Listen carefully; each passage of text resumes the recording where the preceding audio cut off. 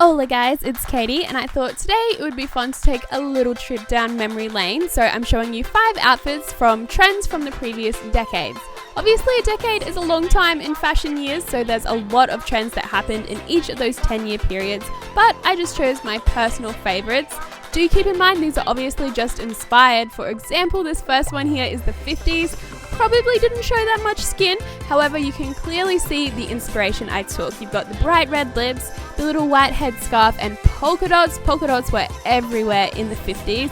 Even the little sweetheart neckline and the little bobby socks make it the perfect 50s inspired outfit that you could still wear today. Moving on over to the groovy 60s, the trend I decided to go with was that sort of mod, almost minimalistic feel, which obviously Twiggy was the face of during that era. I think that these statement earrings really set the tone for the entire outfit. Of course, you can't go wrong with a little collar, and the mini was everywhere during the 60s. The shorter the better, but always had tights on underneath. And you could either opt for some go-go boots or these little kitten heels like I did here, and I seriously feel like I should be part of Austin Powers right now. Moving on into the 70s, and if you guys regularly watch my videos, you would know that I am in love with the 70s trend that is currently happening, because obviously fashion tends to cycle itself around, and at the moment we're in a full 70s revival. So that means that it should be really easy to find some 70s inspired clothes. Look for things like flares, bell sleeves, crochet, fringe, suede, all that good stuff. And it's awesome because it's also festival season at the moment, and the 70s style is amazing for that. It's now time for the electric 80s, and honestly, this one was the most difficult because they are known for a lot of loud and slightly obnoxious trends. I tried to dial it down. I went for the neon trend, but teamed it up with a lot of black pieces, so it was more wearable for today.